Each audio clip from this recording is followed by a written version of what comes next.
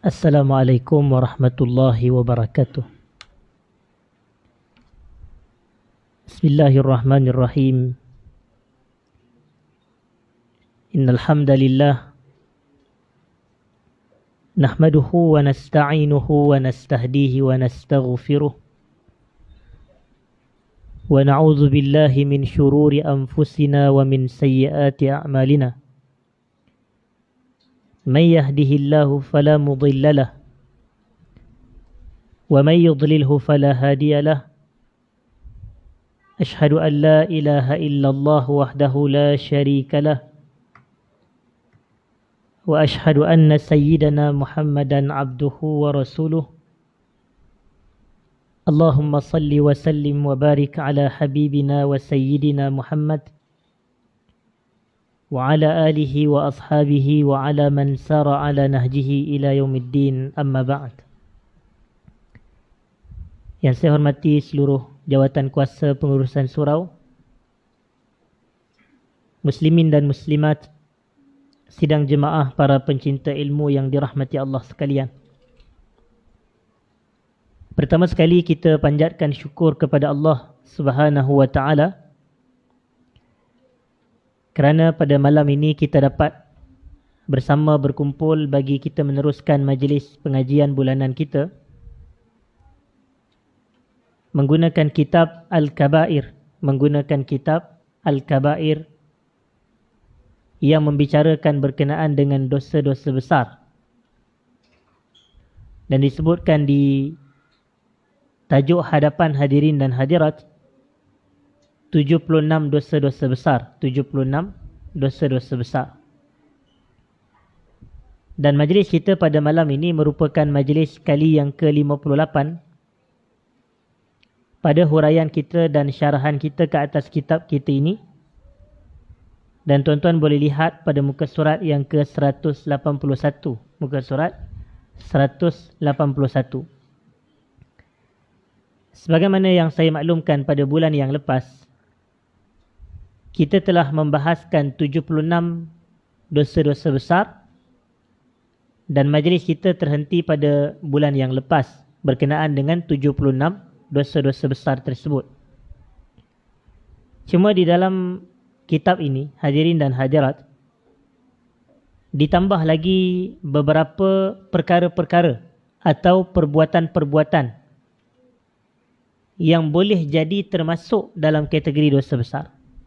Beberapa perbuatan, beberapa perkara yang boleh jadi termasuk dalam kategori dosa-dosa besar. Lalu disebutkan di sini beberapa contoh, hadirin dan hadirat yang saya muliakan, perkara-perkara yang ada kemungkinan ia dikategorikan dan ia termasuk dalam kategori dosa-dosa besar. Baik. Yang pertama, hadirin dan hadirat yang saya muliakan, Nabi sallallahu alaihi wasallam bersabda, "La yu'minu ahadukum hatta yuhibba li akhihi ma yuhibbu li nafsihi." La yu'minu ahadukum hatta yuhibba li akhihi ma yuhibbu li nafsihi. Di sini disebutkan terjemahannya, tidak beriman seseorang di antara kalian hingga dia mencintai untuk saudaranya kebaikan yang dia cintai untuk dirinya sendiri. Muttafaqun alaih. Cuma saya nak sebutkan bahawasanya terjemahan di sini dia agak kurang tepat, hadirin dan hadirat. Apa yang digunakan di sini sebagai terjemahan ia agak kurang tepat sebenarnya. Sebenarnya kita tidak menterjemahkan sebagai tidak beriman. Kerana kalau kita terjemah tidak beriman, maka kalau seseorang itu melakukan perbuatan yang berlawanan, maka dia kafirlah. Kerana lawan kepada iman adalah kufur, hadirin dan hadirat. Lawan kepada mukmin adalah kafir. Jadi lawan kepada iman adalah kufur dan lawan kepada mukmin adalah kafir. Saya nak tuan-tuan tengok pada perkataan la di situ. Perkataan la. Di sini disebut sebagai la yu'min, disebut sebagai la yu'min. La dalam bahasa Arab, bagi yang mempelajari bahasa Arab, hadirin dan hadirat, ia terbahagi kepada dua. La ni dalam bahasa Arab ia terbahagi kepada dua. Yang pertama disebut sebagai la an-nahiyah. La an-nahiyah. Yang mana terjemahannya adalah la yang membawa erti larangan atau tegahan. Contohnya kalau tuan-tuan tengok dalam surah Al-Hujurat. Dalam surah Al-Hujurat. Dalam ayat yang pertama, dalam ayat yang kedua, hadirin dan hadirat, Allah Ta'ala menyebut, Ya ayyuhalladzina amanu, la tuqaddimu baina yadayillahi wa rasulih, wattaqullaha innallaha sami'un alim. Kemudian dalam ayat yang kedua pula, Allah mengatakan, Ya ayyuhalladzina amanu, la tarfa'u aswatakum fawqa sawtin nabi, wa la tajharu lahu bilqawli kajahri ba'dikum li ba'din an tahbata a'malukum wa antum la tash'urun. Jadi di sini ada sebutan-sebutan yang saya katakan tadi, la. Dan la di sini merujuk kepada la an-nahiyah, la larangan dan tegahan. Maka atas faktor itu kita menterjemahkan, wahai orang yang beriman, la tuqaddimu, janganlah. Dia akan jadi terjemahan dia apa? Jangan. Janganlah kamu mendahului Allah dan Rasulnya. Pada ayat yang kedua pula, wahai orang yang beriman, janganlah kamu meninggikan suara kamu melebihi suara Nabi. La tarfa'u aswatakum fawqa sawtin Nabi. Jangan kamu meninggikan suara kamu mengatasi suara Nabi sallallahu alaihi wasallam.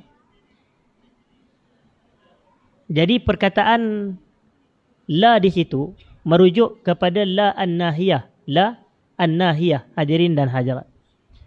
Iaitu la larangan, la larangan. Dan satu lagi la merujuk kepada la an-nafiyah, la an-nafiyah. Yang pertama tadi an-nahiyah, larangan. Yang keduanya adalah an-nafiyah, la penafian. Kalau la larangan itu kita terjemah jangan atau janganlah. Tapi la an-nafiyah ni kita terjemah apa? Kita akan terjemah sebagai tidak. Kita akan terjemah sebagai tidak. Jadi ini la nafiyah. Jadi ada beza. Dalam bahasa Arab, kalau orang tu belajar bahasa Arab, dia boleh detect. Dia boleh tentu dan kenal pasti yang mana satu la an-nahiyah dan yang mana satu la an-nafiyah. Jadi la an-nahiyah ni adalah la larangan yang mana terjemahannya jangan. Manakala la an-nafiyah adalah la penafian dan terjemahannya adalah tidak, hadirin dan hadirat. Dan la an-nafiyah ni pula menariknya, kalau tuan-tuan mempelajari ilmu usul fiqh,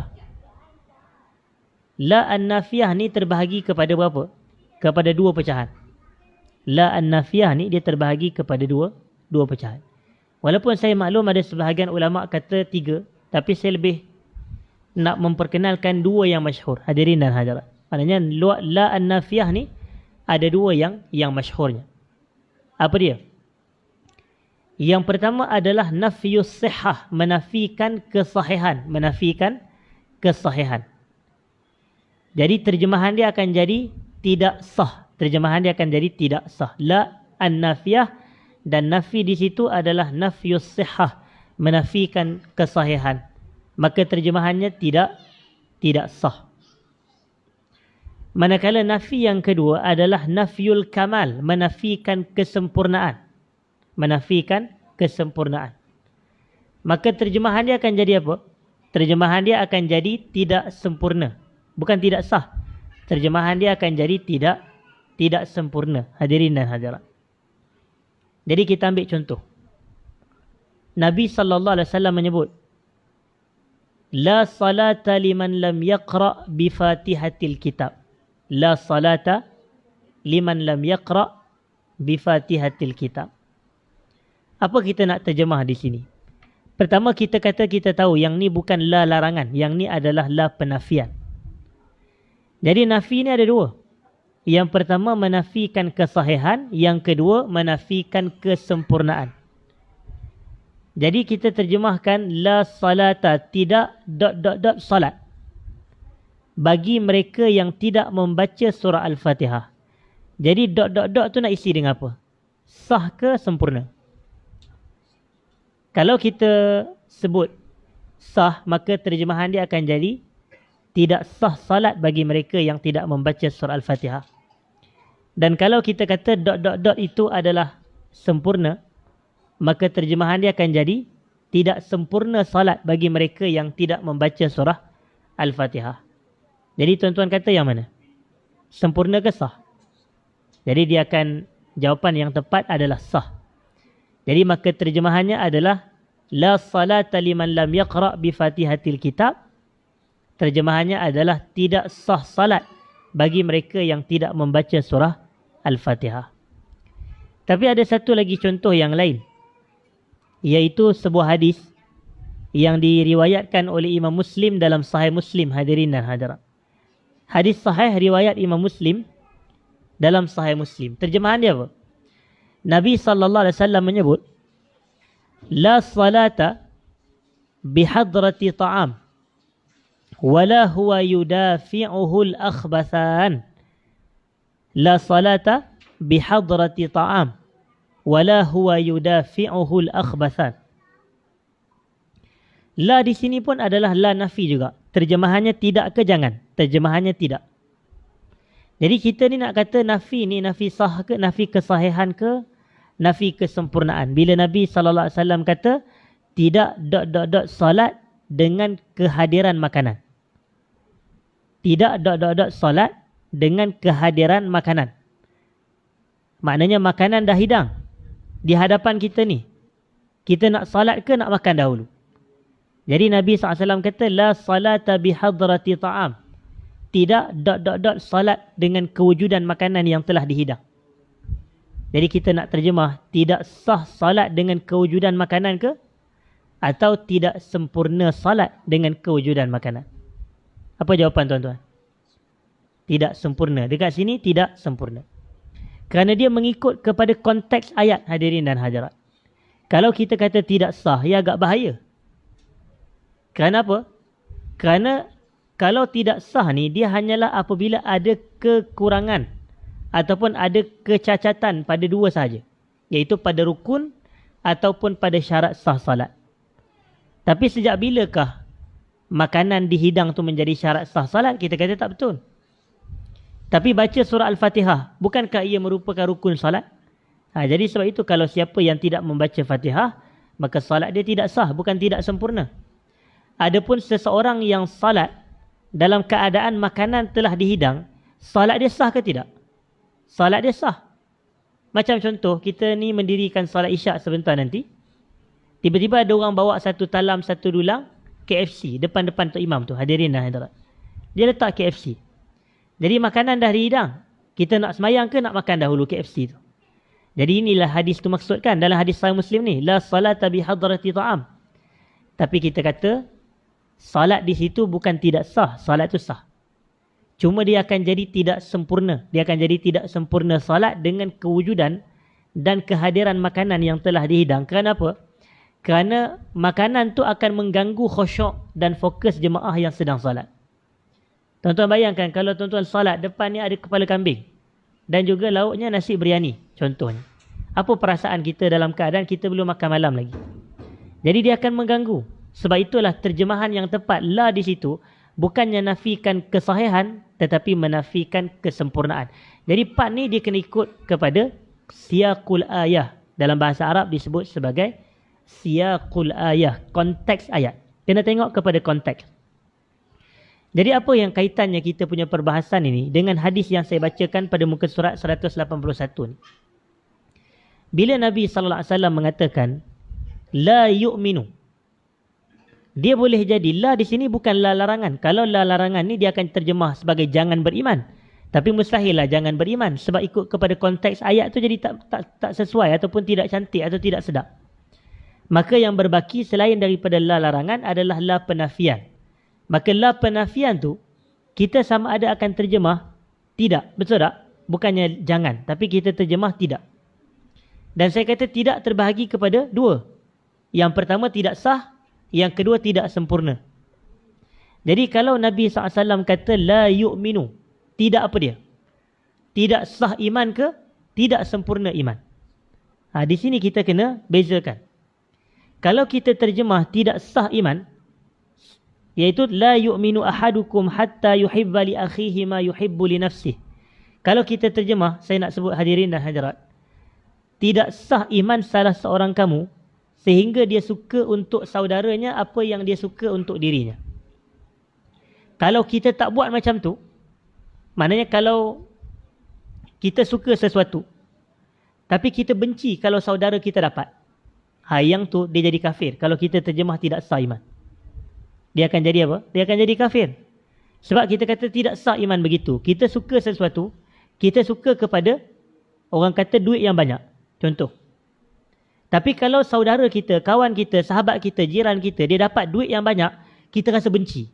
Kita tak suka kawan kita dapat. Yang tu bukan makna terjemahan dia adalah dia kafir, hadirin dan hadirat. Kerana kalau kita faham la yu'minu tu sebagai tidak sah iman. Tapi kalau kita faham la yu'minu di situ, kita gunakan bahasa yang kedua, tidak sempurna iman. Yang inilah yang paling tepat. Maka kalau kita sukakan kepada sesuatu kebaikan untuk diri kita, tapi dalam masa yang sama, bila kebaikan tu dimiliki dan diperolehi oleh sahabat kita dan kita tak dapat, kita rasa tak suka. Patutnya kita sukalah. Tapi kita rasa tak suka pula bila dia dapat kebaikan, bila dia dapat kelebihan, kenikmatan. Kita rasa tidak suka. Yang tu bukan makna iman kita tidak sah yang menjadikan pelakunya kafir. Tak. Tapi itu makna dia apa? Iman kita kurang sempurna. Itu makna dia. Jadi sebenarnya terjemahan yang lebih tepat di sini bukan tidak beriman, tapi terjemahannya adalah tidak sempurna iman. Itulah terjemahan yang lebih tepat, hadirin dan hadirat. Jadi maknanya kalau kita ni sukakan sesuatu kebaikan untuk diri kita, contohnya harta benda, contohnya rezeki yang baik, contohnya kesihatan, pangkat dan jawatan, kedudukan yang terhormat sebagai contoh. Tapi bila saudara kita memperolehi dan memiliki semua yang kita suka untuk diri kita tu, kita rasa tidak suka. Yang tu makna dia iman kita ada problem. Iman kita ada masalah. Itu makna iman kita tidak sempurna, hadirin dan hadirat. Tapi kalaulah kita ni, kita suka kebaikan untuk diri kita, kebaikan yang sama tu diperolehi dan dimiliki oleh kawan kita, kita rasa seronok dengan kelebihan dan kebaikan yang dia peroleh tersebut. Yang tu petanda apa? Petanda iman kita berada pada tahapan yang sempurna, hadirin dan hadirat. Sebab kita suka kebaikan berlaku kepada orang lain, sama seperti kebaikan tu kita suka kalau kita yang dapat, hadirin dan hadirat. Dan yang kedua, maka kalau kita terjemah tidak sempurna iman, maka dia tidak menjadi dosa besar lah. Dia tidak menjadi dosa besar.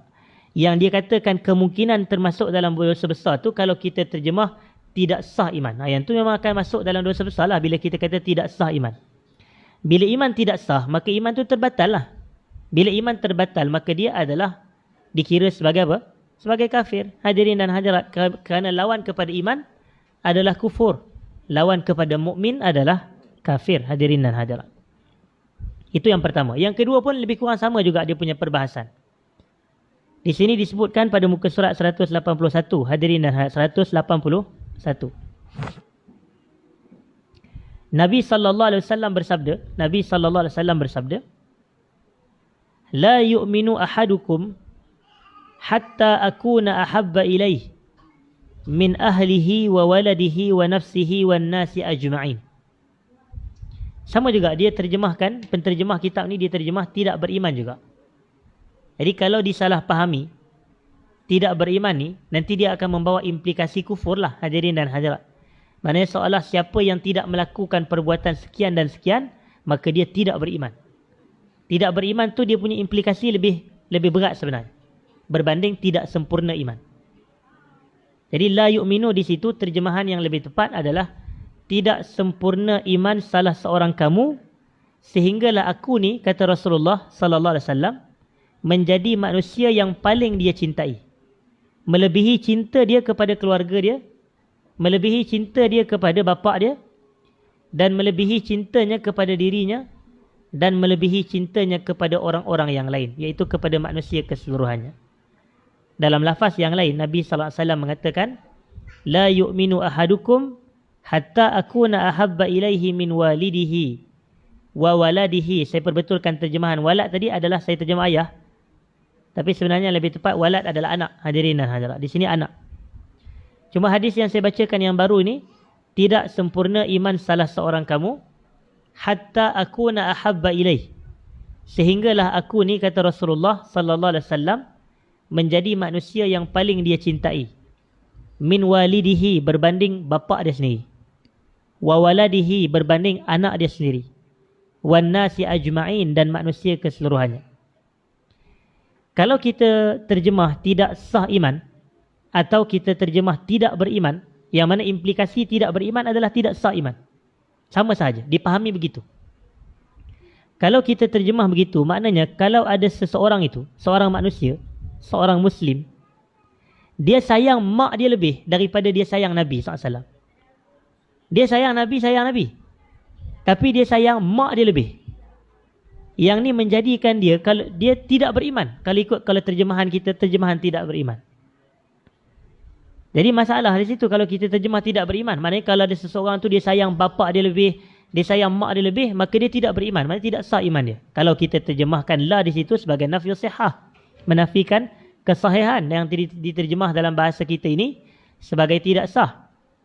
Tapi saya katakan terjemahan yang lebih tepat adalah nafyu kamalil iman, menafikan kesempurnaan iman. Maka terjemahan dia apa?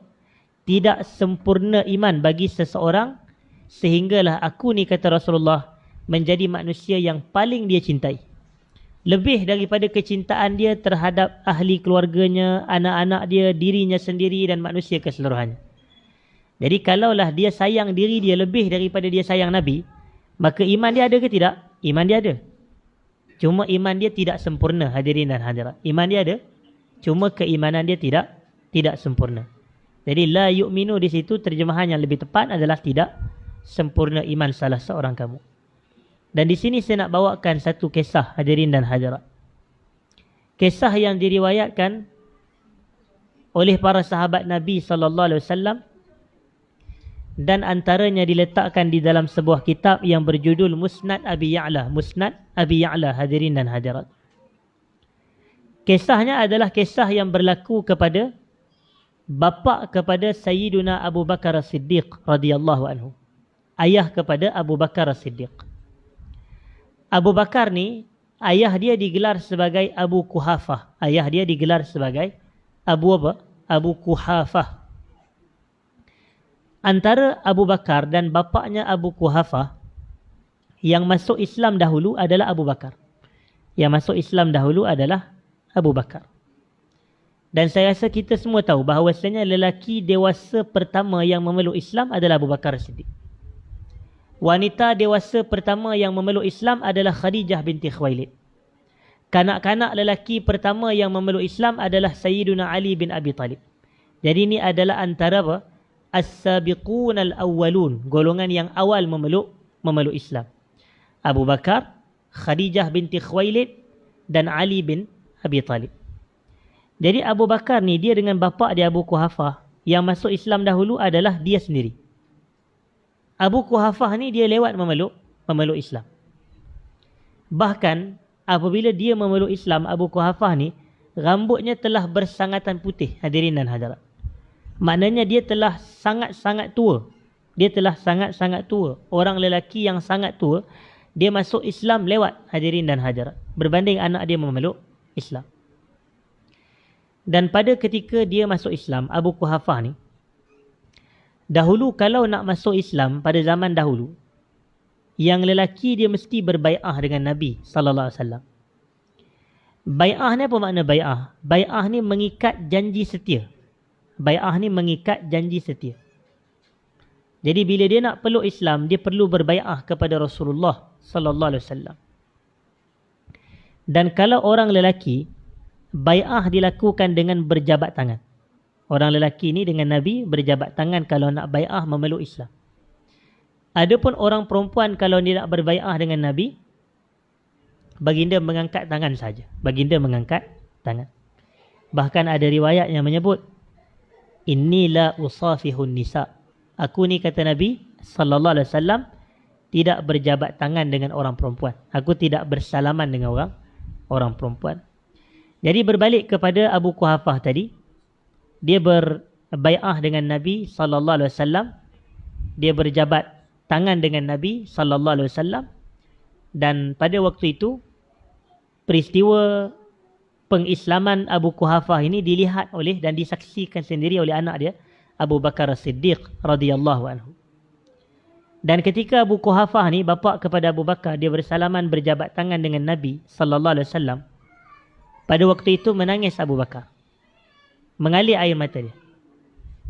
Lalu Nabi SAW tengok Abu Bakar, dan Nabi kata kepada Abu Bakar, ma yubkika ya Abu Bakar, apa yang menyebabkan awak menangis wahai Abu Bakar? Apa yang menyebabkan awak menangis wahai Abu Bakar?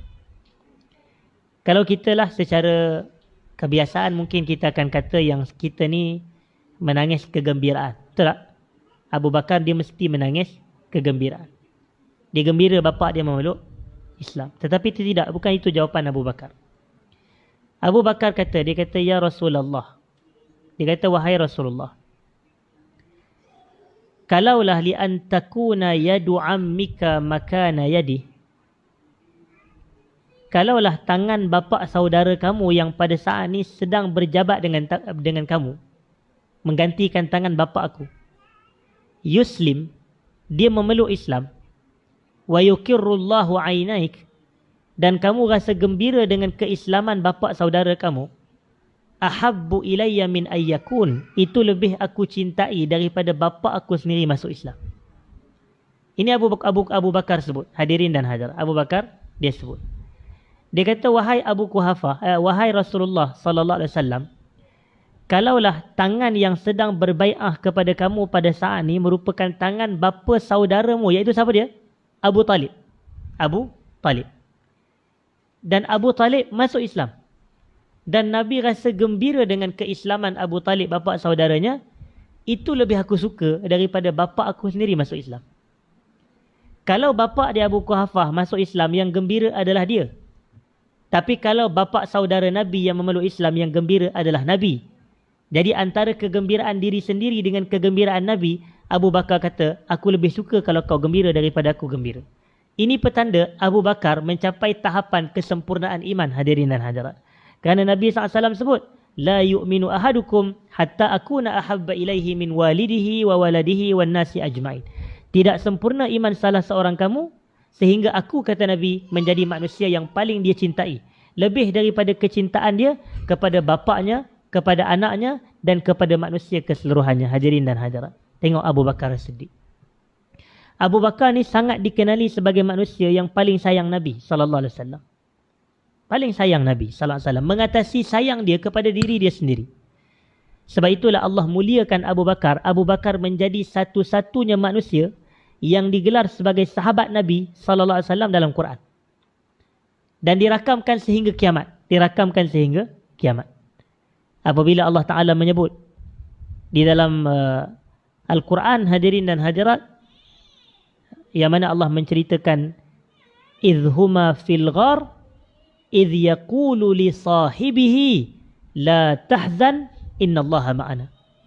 Apabila kedua-dua mereka berada di dalam gua, idhuma, huma ni fil ghar, huma ni dua orang, huwa huma hum, hiya huma, hunna anta antuma antum anti antuma antunna ana nahnu. Ni kata ganti nama diri yang 14 itu dalam bahasa Arab. Jadi huma ni dua. Dua lelaki pun huma, dua perempuan pun huma juga. Jadi Allah kata idhuma fil ghar, apabila kedua-dua mereka berada dalam gua. Dan mereka berdua siapa dia? Yang pertama Rasulullah, yang kedua Abu Bakar. Fil ghar, berada dalam gua. Gua apa tu? Gua Saur. Gua Saur, hadirin dan hadirat. Dalam peristiwa apa? Peristiwa hijrah Nabi sallallahu alaihi wasallam daripada Makkah ke Madinah Al-Munawwarah. Iz yaqulu li sahibih, ketika Muhammad ini berkata kepada sahabatnya. Jadi tengok, Allah menyifatkan Abu Bakar sebagai sahabat kepada Nabi dalam Quran. Tak ada mana-mana sahabat lain yang mendapat kelebihan dan fadilat ni, kecuali Abu Bakar seorang sahaja. Jadi kalau orang tanya kepada kita, Siapakah satu-satunya sahabat yang disifatkan sebagai sahabat Nabi dalam Quran? Jawapannya adalah Abu Bakar As-Siddiq. Tetapi kalau orang tanya siapakah satu-satunya sahabat yang disebutkan namanya dalam Quran? Jawapannya adalah Zaid bin Harisah. Zaid bin Harisah. Yang ini anak angkat Nabi sallallahu alaihi wasallam, yang dahulunya Nabi namakan dia sebagai Zaid bin Muhammad.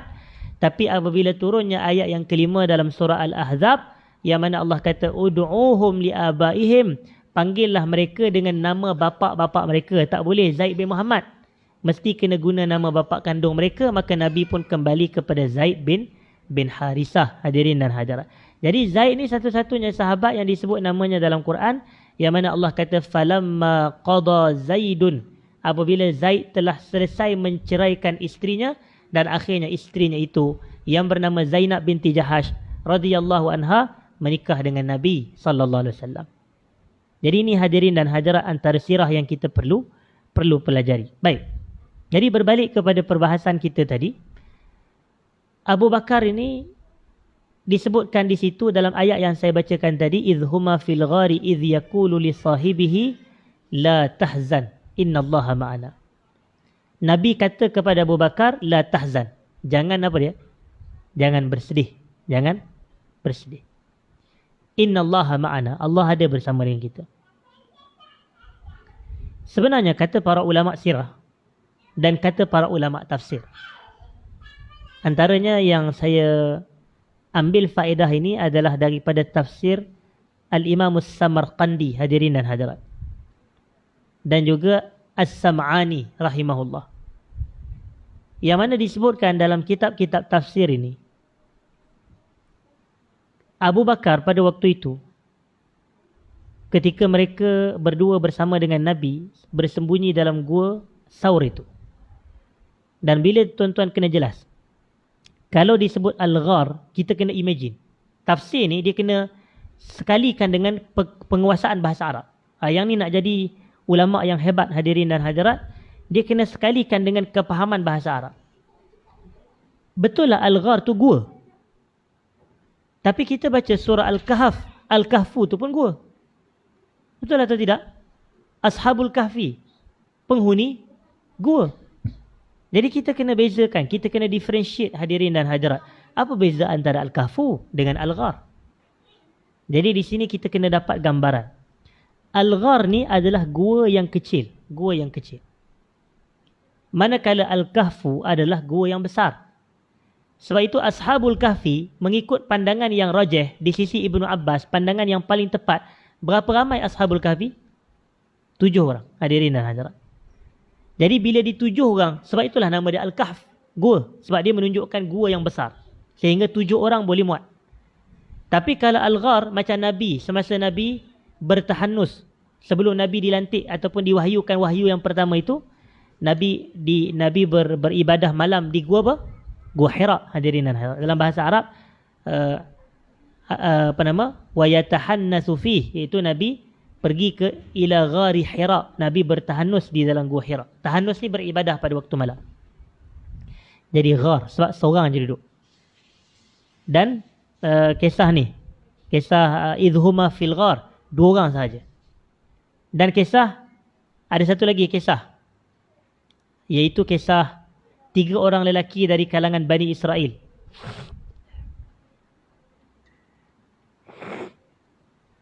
Yang Nabi SAW sebut, intalaqa salasatu nafarin mimman kana qablakum hatta awahumul mabit ila ghar. Tengok bahasa dia. Ila apa? Ila ghar. 3 orang lelaki dari kalangan kamu sebelum, saya minta maaf, 3 orang lelaki dari kalangan umat sebelum kamu, mereka pergi bermusafir. Sehinggalah sampai waktu malam mereka nak cari tempat mabit. Mabit ni apa dia? Tempat bermalam. Tempat bermalam.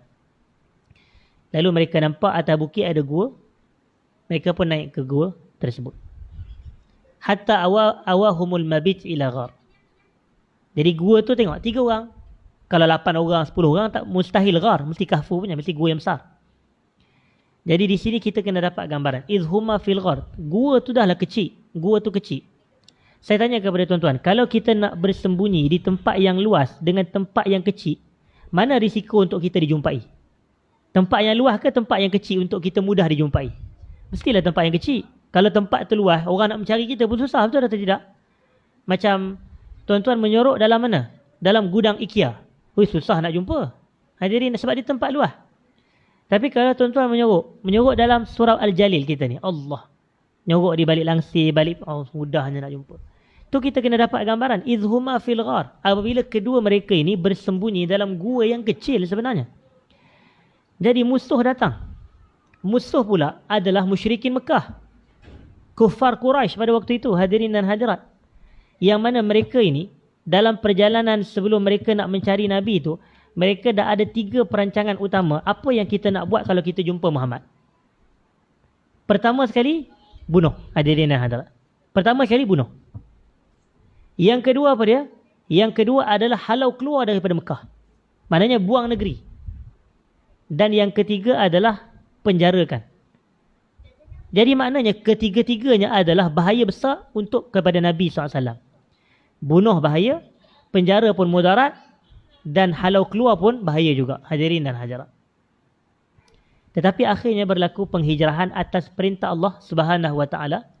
Berlaku penghijrahan atas perintah Allah Subhanahu Wa Taala.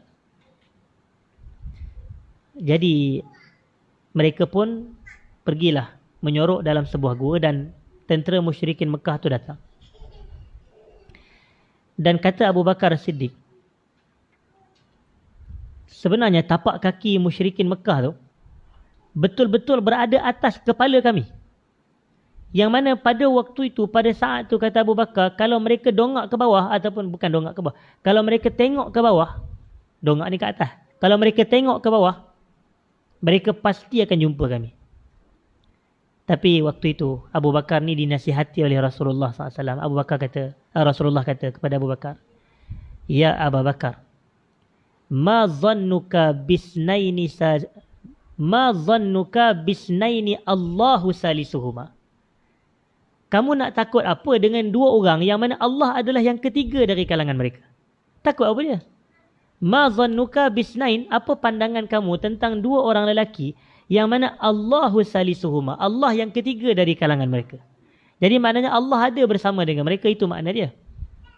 Allah ada bersama dengan mereka, nak takut apa?